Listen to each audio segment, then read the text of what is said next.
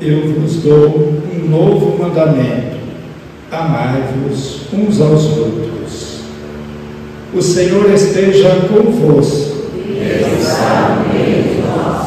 Proclamação do Evangelho de Jesus Cristo, escrito por São João. Glória a vós, Senhor.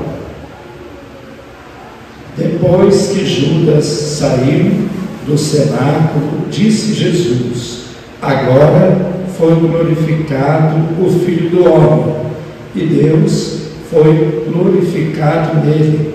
Se Deus foi glorificado nele, também Deus o glorificará em si mesmo e o glorificará logo.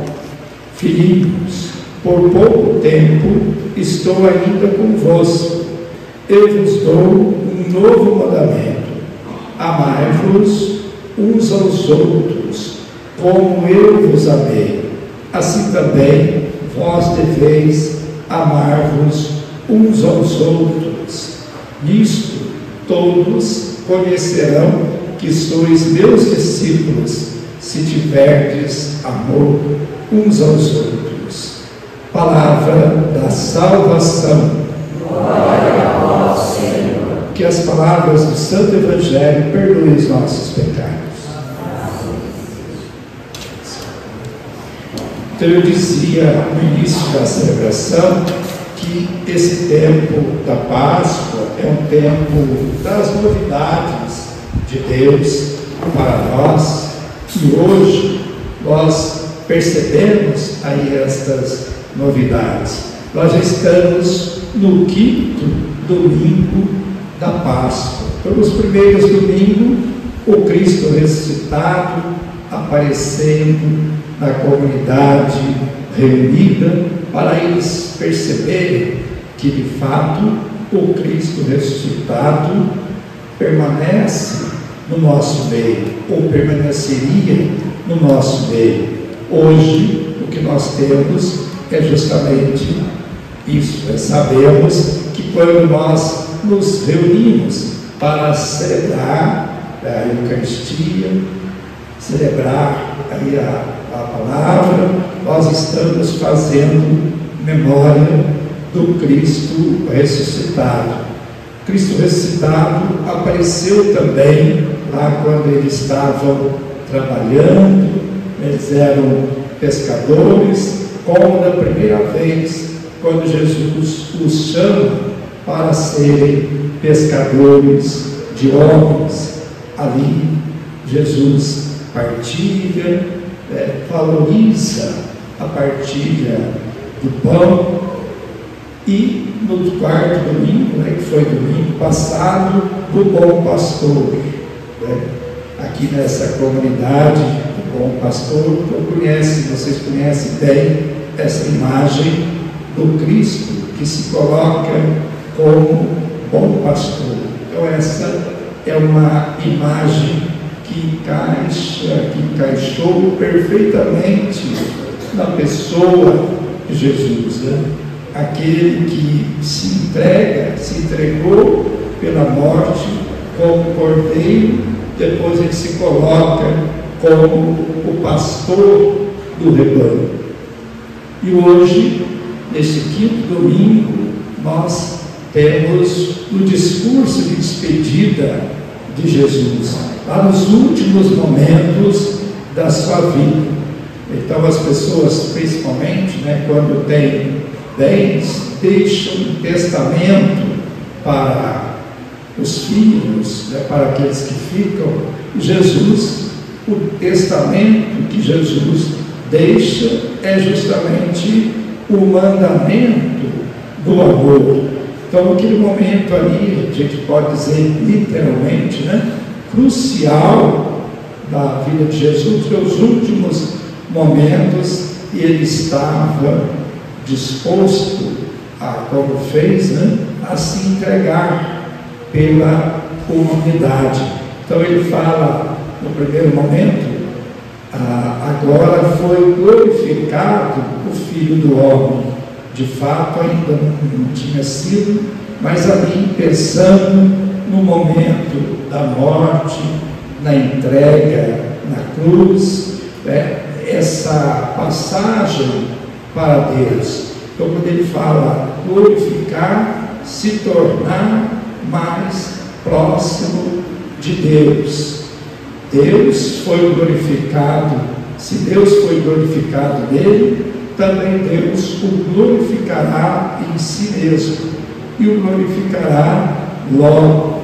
Então, essa primeira parte, justamente falando que ele estava indo para Deus. E depois ele deixa o novo mandamento. Alguém podia perguntar assim, mas onde que está a novidade? Né? Quando ele fala do mandamento do amor, que já não era novidade, desde lá no Antigo Testamento, falava que a gente tinha que amar o próximo. Mas a novidade aqui é quando Jesus fala: como eu vos amei, como eu vos tenho amado. É lá na Quinta-feira Santa, aquele Evangelho, fala: tendo amado os seus que estavam no mundo, amou-os até o fim.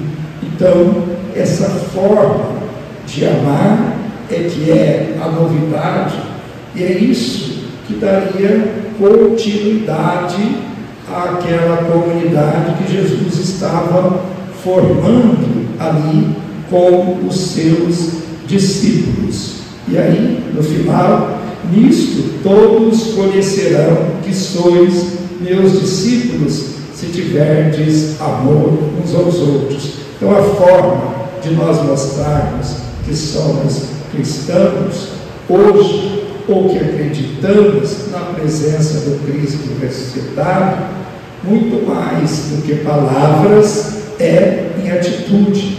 Então, o distintivo do cristão é justamente o mandamento do amor. E nós sabemos hoje, né, nós somos como a Igreja de Jesus Cristo. A Igreja existe para quê? Né?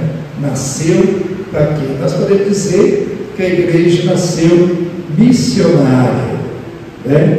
A Igreja de Cristo nasceu missionária, com a função de espalhar essa verdade, né, de Jesus, de toda a sua vida, do que ele viveu aqui. As pessoas mais velhas aí devem lembrar que antigamente perguntavam: você é católico? Eu falava: sou católico, apostólico, romano.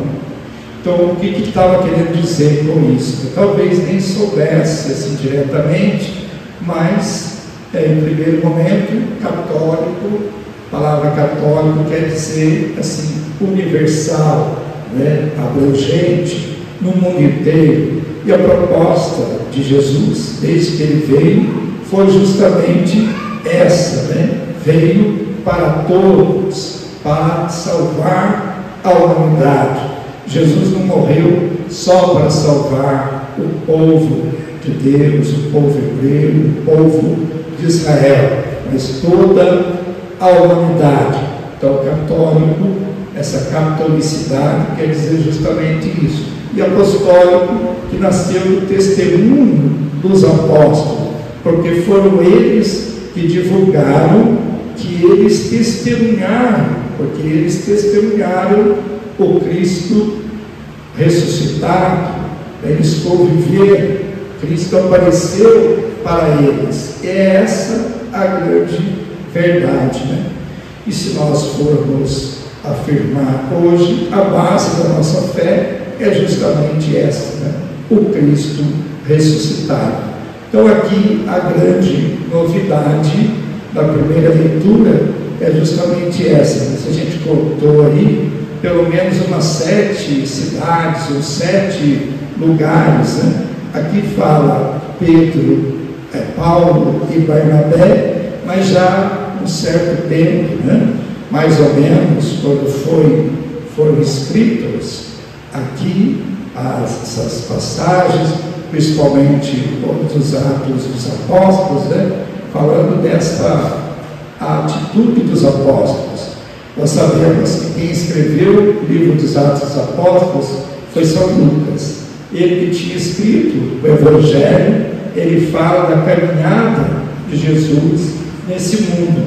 E aqui, nos Atos dos Apóstolos, ele fala da caminhada da igreja neste mundo, como que começou. Então, Paulo e Barnabé, aí foi São Paulo, o grande apóstolo, disseminador desta verdade do Cristo ressuscitado.